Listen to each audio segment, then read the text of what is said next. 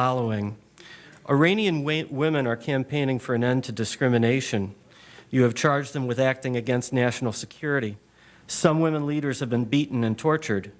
How do you justify such violations of human rights?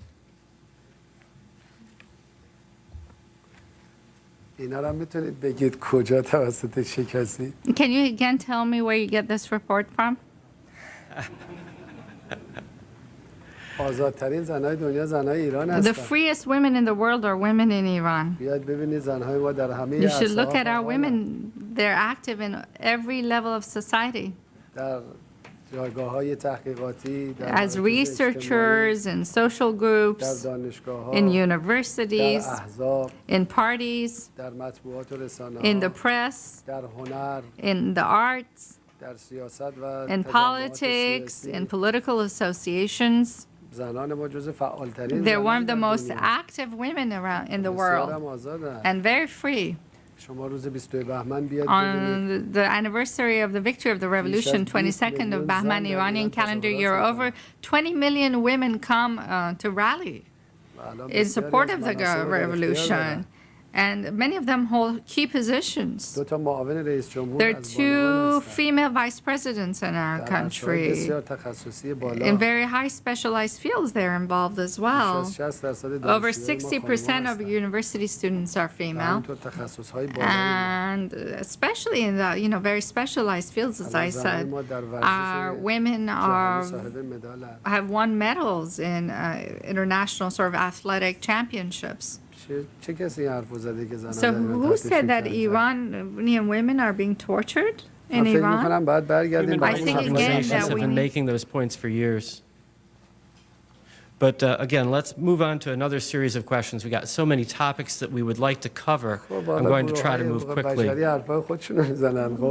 Well, human rights groups say what they want, they say, and we tell them that they're wrong. They have to keep their independence.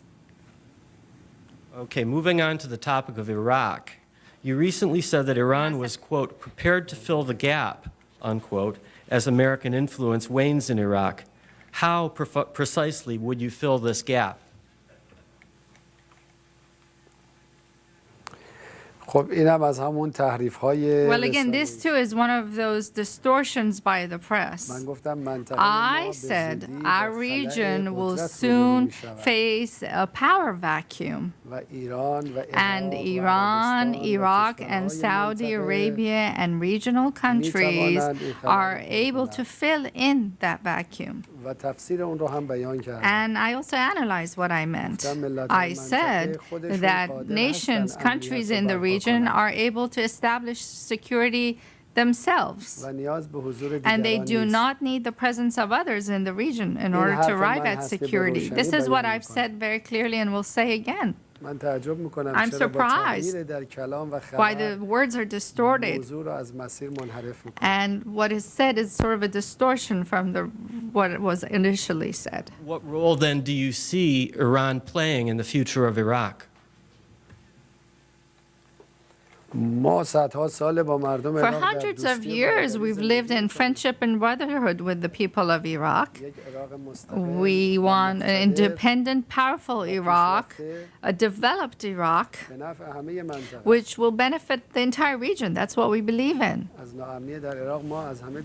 We are the ones harmed most by insecurity in Iraq. We like to see peace, tranquility, and progress in Iraq because people in Iraq have historical ties with us. Annually, millions of people from the 2 countries travel to the other country. There are a lot of intermarriages. There are many Iranians who are born in Iraq and many Iraqis who are born in Iran. We are 2 nations interconnected. We are brothers and friends. We want nothing but goodness and progress for the Iraqi nation. But we think that regional countries themselves can know how to run the affairs of the region best. They don't need a guardian from outside to tell them how to do it. The U.S. military yesterday accused Iran of smuggling surface-to-air missiles and other advanced weapons into or into Iraq for use against American troops. Is that true, or will you categorically deny this allegation? We will allow the U.S. military there to basically take what it confiscates, whatever of these missiles or whatever of these weapons it claims it has or sees in Iraq. We think, in fact, the military should seek an answer to its defeat in Iraq elsewhere, in the misguided policies that it has led, in the wrong perspective that it has had towards Iraq and its people. Regretfully, they are standing against the Iraqi people. Are those Iranian weapons going into Iraq?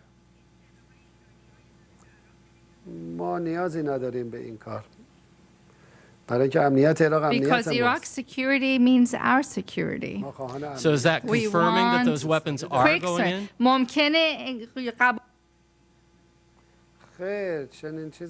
Oh, no, this does not exist. Are you telling me that the U.S. military is defeated as a result of 2 or 3 weapons here and there? There are 2 problems here. No, I'm simply repeating looking at it like this. First of all, it undermines the power of the U.S. military by making statements like this. You're actually doing that. And second of all, U.S. politicians will not be able to make the right decision on matters about Iraq. The problem of the U.S. military lies elsewhere. Why will Iran... They need to change their methods. Why will Iran not agree to a civilian nuclear partnership with other countries? Why must Iran enrich its own uranium when doing so raises suspicions that it intends to develop nuclear weapons?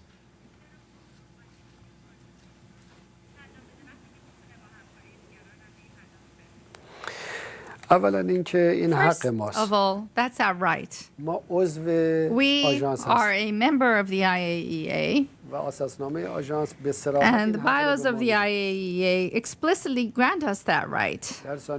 Secondly, 2 years ago, I made the same proposal you just sort of referred to in the United Nations, but those selfish groups that didn't want to listen to it did not embrace it. And secondly, why should a nation tie its future to another group, another nation? Is the U.S. government willing to engage in partnership with us and advance its nuclear activities in partnership with us? If they're willing to do that, we're willing to do it too. Are they willing to divide their rights with us? Why do you think the U.S. administration, government, which is a member of the IAEA, should have more rights over Iran, which is also a member of the IAEA? If there is law, international law, it's equal for everyone. Why is it that some people want more rights for themselves? Bernard Kouchner, the new French foreign minister, recently said we should prepare for war with the West to protect the Iranian nuclear program. First of all, he took back what he said and revised it. And secondly, the United States and France are not the world. Don't speak for the world. And fundamentally, I think this way of talking and looking at things is wrong. It's really bad. Whenever a man fails logic, when logic fails, basically, to engage in military threats. We're working under the inspection of the IAEA system. And our activities are legal and for peaceful purposes. We don't want anything extra.